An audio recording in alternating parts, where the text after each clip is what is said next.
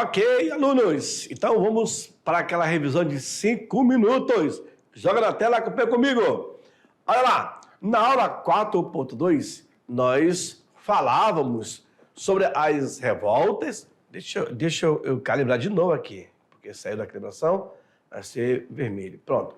Nós falávamos sobre as revoltas na capital do Brasil. Naquela época, a capital ainda era o Rio de Janeiro. Lembra? Pois é. Então, houve a revolta da vacina.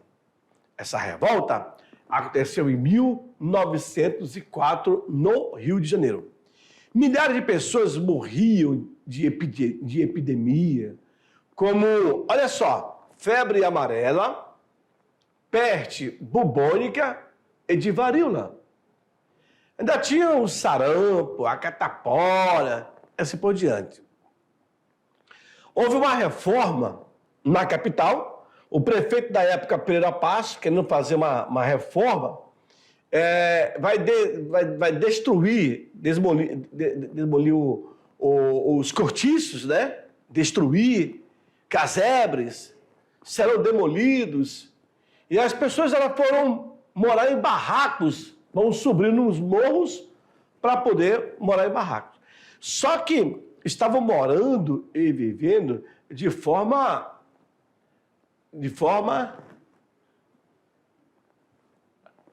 Ah, tá. Os morros, né? Eles saíram ali do centro da cidade, e tanto é que vocês viram a imagem que eu passei para vocês, eles vão subir o morro, e vão criar aquelas casebres que hoje, quer dizer, até um tempo atrás, se chamava de favela. Hoje não. Hoje eles chamam comunidade. Mudaram a nomenclatura, né? O governo federal decreta a lei de vacinação obrigatória contra a varíola. E essa vacinação vai ser proposta pelo sanitarista médico Oswaldo Cruz. E aí imagina aí, essa vacinação, ela seria obrigatória. Para quê? Para as pessoas ficarem imunizadas. Só que o governo federal, ele não vai fazer propaganda. Ele não vai dizer do que se trata. Então vocês imaginam, vem para mim aqui, vocês imaginam o seguinte, aquelas pessoas pobres que moravam ali no centro do Rio de Janeiro, em palafitas, em casebres, sem nenhuma estrutura, o governo Pereira Passos simplesmente resolve fazer uma mudança, uma reforma e destrói as casas. As pessoas vão subir no morro. Ok. Então você imagina, o cara vai sem nenhum incentivo do governo, e se manda para lá, para o morro, para a favela. E aí lá estão eles, começa a haver uma epidemia de sarampo, pessoas começam a se sentirem mal, a morrerem. E aí o Oswaldo Cruz fala para o governo, olha, o único jeito é nós imunizarmos todo mundo, fazer uma vacinação obrigatória. Aí sobe aquele exército de gente da saúde para poder vacinar as pessoas não estavam sabendo de nada do que se tratava, e eles imaginavam, cara, eles já expulsaram a gente lá da cidade, lá do centro. Estão subindo aqui é porque querem nos matar. E se estão enganando a gente, dizendo que é para deixar imunizado. Não, estão querendo matar a gente. Por isso que houve, naquela imagem, aquele confronto, revolta da população, que não foi avisado. O exército então desce, o exército do Oswaldo Cruz. As pessoas começam a passar mal, a morrerem lá no morro, na favela, eles começam a descer, aí quando eles vão, de fato, entender a gravidade da coisa. Mas daqui que você vai dizer que se de pouco não é tomada, a coisa piorou. Foi mais ou menos nessa linha aí, tá bom? Avante, vamos lá. A revolta chibata foi outro movimento na capital do Brasil, que foi de 1910. A Marinha mantinha a punição dos seus marinheiros por falta grave. 2.000 membros da família, liderados por João Cândido, rebelaram-se contra o castigo físico. Para poder... Esse aqui é João Cândido, tá? Para poder entrar na marinha, o cara levava castigos severos. Afogões, açoite. Por quê? É porque existia assim ainda um vestígio da escravidão. Vejam, a Lei Áurea foi criada em 1888. Para 90, 2 anos. Para 2000, olha, para 1900, né? Ou seja, tinha pouco tempo, 20 e poucos anos só, que tinha sido criada a Lei Áurea. E logo os escravos, ex-escravos, já queriam ter essa liberdade. Então, havia um certo preconceito ainda nesse período. A sociedade não estava aceitando essa liberdade dos negros. O governo disse que atenderia às reivindicações e passaria a anistiar os revoltosos. Centenas de marinheiros foram mortos e outros mandados para a Amazônia.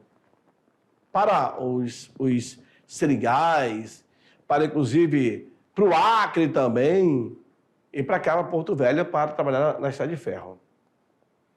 Um outro movimento que aconteceu lá na capital da República foi o movimento tenentista. E o movimento mais destacado foi a revolta do Forte de Copacabana, de 1922. Depois tivemos a revolta de 24, lá no Rio Grande do Sul, e depois o de São Paulo. E isso se amplia para a coluna Prestes, que é de 24 até 25, sobre a liderança de Miguel Costa, Luiz Carlos Prestes. A coluna Prestes percorreu mais de 24.000 quilômetros por 11 estados. Lembra que essa coluna, depois ela se dissipou. A boa parte foi para a Bolívia e a outra parte foi para o Paraguai. Então, durante o movimento tenentista, que começa em 22, ele vai até 26, 27, mais ou menos. Então, eu tenho o Forte Copacabana, que é um movimento, o tenentismo do Forte Copacabana. Eu tenho o Rio Grande do Sul, eu tenho São Paulo e eu tenho a coluna Prestes. Certinho? Esse sim, não fazer parte desses movimentos na capital do Império. Tá certo? Bom, daqui a pouco eu volto para fazer aquela correção das atividades. Não sai daí. É rapidinho.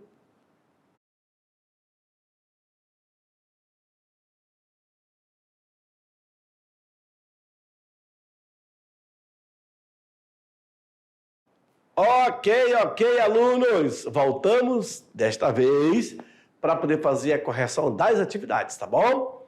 Então, você que acompanhou toda a explicação, eu tenho aí as revoltas da capital do Brasil.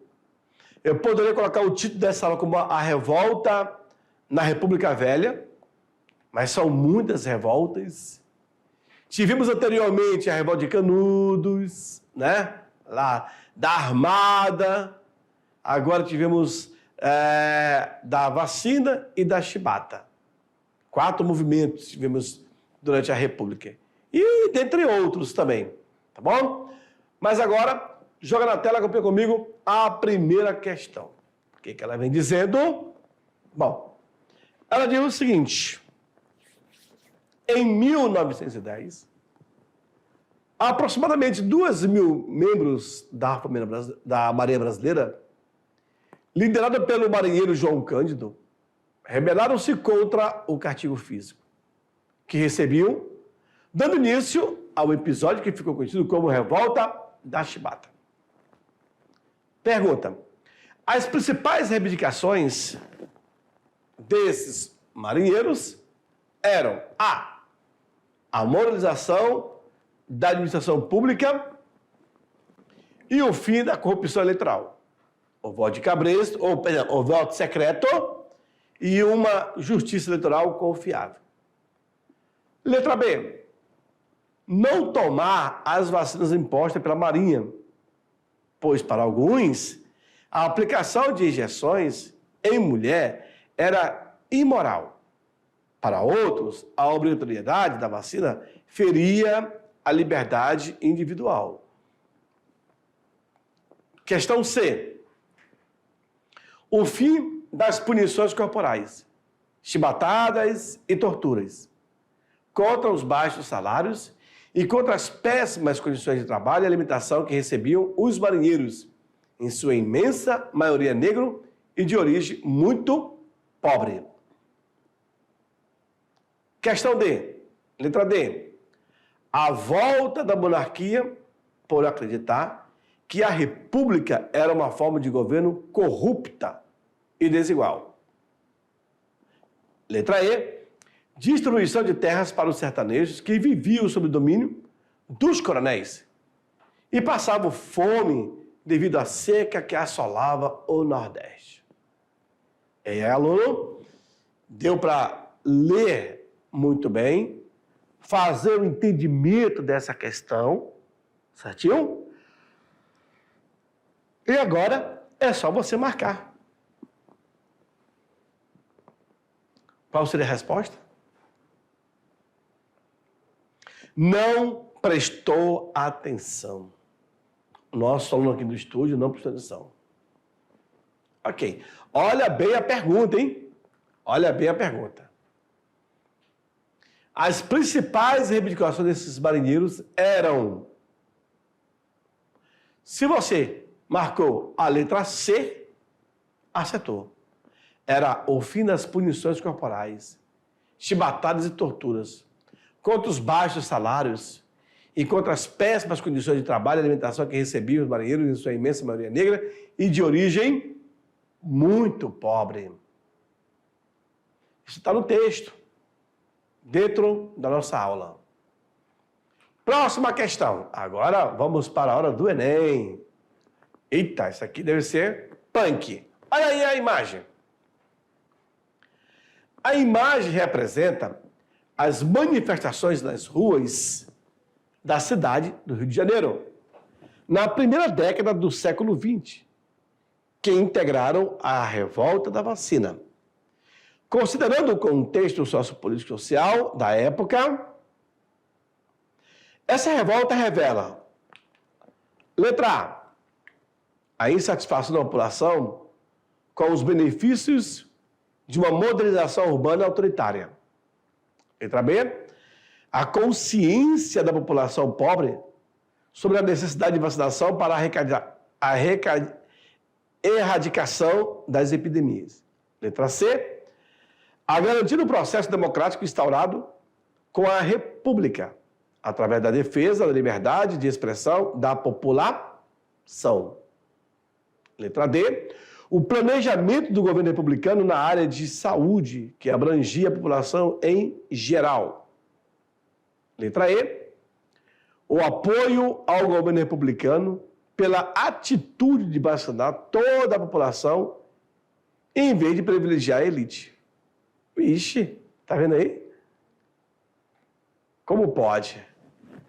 Se você já sabe, letra A, bom, segundo o nosso aluno aqui do estúdio, ele está falando que é letra A. Será? Pode ter certeza? Vamos para a resposta, então. Se você está falando, muito bem. Parabéns. Acertou legal. Ah?